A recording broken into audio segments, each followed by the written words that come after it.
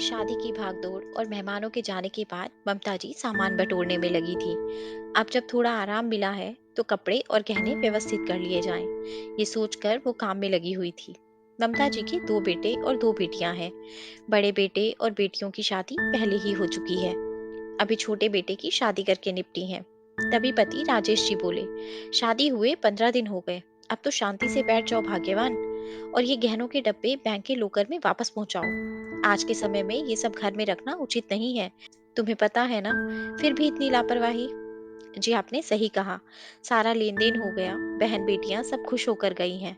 अब सोचती हूँ अपनी बहुओं को भी खुश करूँ। बस इसीलिए गहनों को छांट कर अलग कर रही हूँ। अरे छांटना क्या है, एक बैग में भर दो। मैं कल सुबह 10 बजे बैंक में पहुंचा दूंगा। बात खत्म। नहीं, मैं चाहती हूँ कि बहुओं के गहने उन्हें लौटा दूं। अचानक से बोले, दिमाग खराब हो गया है तुम्हारा। कितनी मुश्किल से बूंद बूंद करके घड़ा भरा है, इसे दोनों के हाथों में लुटाना चाहती हो। वैसे भी खानदानी गहनों में से कितना कम हमें मिला था। फिर मैंने अपनी मेहनत से थोड़ा जुटाया है। अब बहू के मायके से इतना मिल गया है, उसे सेध कर रखो। और यही तुम्हारे बुढ़ापे की लाठी बनेंगे। बहुएं जेवर के लालच में तुम्हारी सेवा करेंगी, वरना तुम्हें लात मारने में 2 मिनट नहीं लगेगा। इसीलिए चुपचाप जैसा मैं कहता हूँ वैसा करो। तुम भी ना, कल की आई लड़की, जिसे हमारे घर परिवार के बारे में कुछ पता नहीं, उनके हाथों में लाखों के गहने सौंप दोगी। इतनी बड़ी गलती तुम कैसे कर सकती हो। तुमने मेरी माँ को नहीं देखा था, 4 बहुओं के सारे गहने उन्होंने कैसे संभाले थे।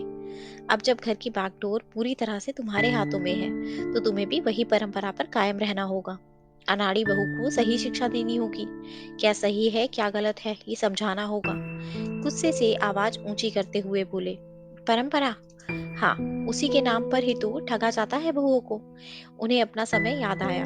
ममता जी की शादी के 6 महीने बाद उनको अपने छोटे भाई की शादी में जाना था।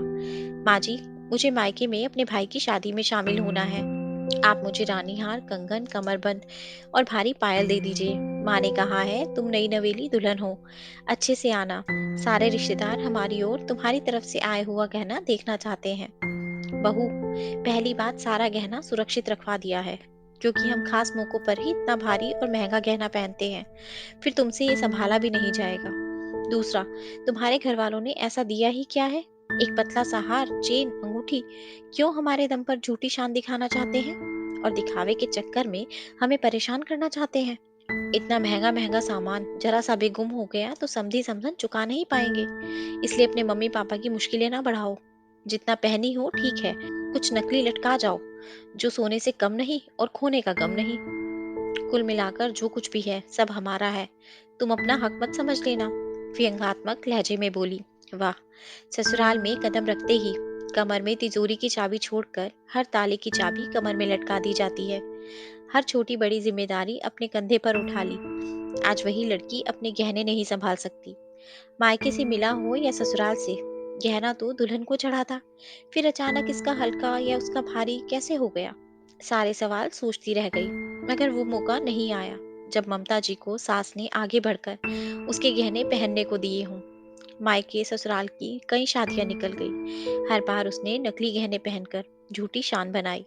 मगर पार के लोग तो जानते थे कि सब नकली पहना है। इसीलिए ममता जी ने धीरे धीरे नकली गहने पहनना भी बंद कर दिया। यहाँ तक तो ठीक था। धीरे धीरे उसके गहने अपनी बेटियों को उपहार स्वरूप दे दिए गए, या फिर छोटी देवरानियों में बांट दिए गए। पूछने पर बोला गया, हमारे पैसों से खरीदे गए थे, हमारी मर्जी, हम किसी को भी बांटे, तुम्हें क्या। पति एक आज्ञाकारी पुत्र थे, कभी अपनी पत्नी के पक्ष में खड़े नहीं रहे। उन्हें बोलना तो जैसे भैंस के आगे बीन बजाना था। धीरे धीरे ममता जी ने शिकायतें करना बंद कर दिया। मगर अब वो चाहती हैं कि जो उनके साथ हुआ है वो उनकी बहुओं के साथ ना हो। सुनिए जी, आप खुद ही मानते हैं ना कि जो हमारे पास है उसके अलावा दोनों बहुओं का ही स्त्री धन है। अगर हम ऐसा सोचकर कि बहुएं हमें बुढ़ापे में गहनों के लालच में खाना देंगी, तो ये सरासर गलत है। बल्कि ऐसा करके हम उनकी नजरों में गिर जाएंगे। चंद गहनों की खातिर उन्हें तड़पा देंगे तो निश्चित ही हमारा बुढ़ापा खराब ही होगा। इसीलिए मैंने जो सोचा है मुझे वो करने दीजिए, क्योंकि आज मेरे मन में आपकी माता जी के लिए कोई श्रद्धा भाव नहीं है। बस याद है तो उनके वो कड़वे वचन, जो मुझे आज नींद में भी डरावने सपनों की तरह लगते हैं। क्या आप चाहते हैं आप और मैं भी ऐसे लगें। अपनी पत्नी की बात सुनते ही राजेश जी को जैसे आभास हुआ कि ममता कहीं गलत नहीं है। बरसों से उन्होंने अपनी पत्नी को गहनों के लिए रोते बिलखते गिड़गिड़ाते हुए देखा है। वो भी कुछ सोचकर बोले, ममता, तुम्हें जैसा ठीक लगता है वैसा ही करो। एक बार मैं चुप रहकर तुम्हारे साथ नाइंसाफी कर चुका हूँ। अब बोलकर बहू के साथ ये नहीं करना चाहता। ममता, जो तुम्हारा दिल चाहता है वही करो।